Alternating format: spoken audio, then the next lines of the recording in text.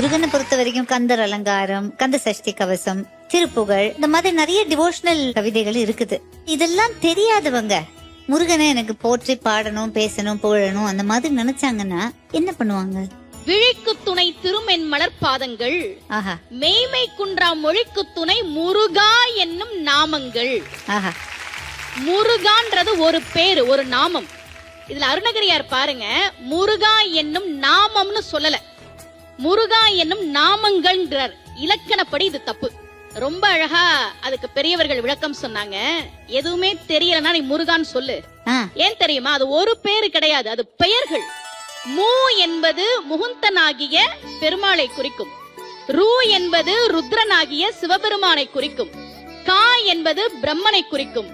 பிரம்மன் கிட்ட சரஸ்வதியும் இருக்கிறா, பெருமாள் கிட்ட மகாலட்சுமியும் இருக்கிறாள், சிவன் கிட்ட பார்வதியும் இருக்கிறார். எதுவுமே தெரியலனாலும் முருகா அப்படின்னு சொன்னா போதும். முருகனுடைய அருள் மட்டுமல்ல, மும்மூர்த்திகள் அவர்களின் தேவியர்களின் அருளும் சேர்த்து நிச்சயமாக கிடைக்கும். இத சொல்றத அருணகிரியார் சொல்ற. முருகா முருகா முருகா. சுமதிவான் ரொம்ப தேங்க்ஸ்.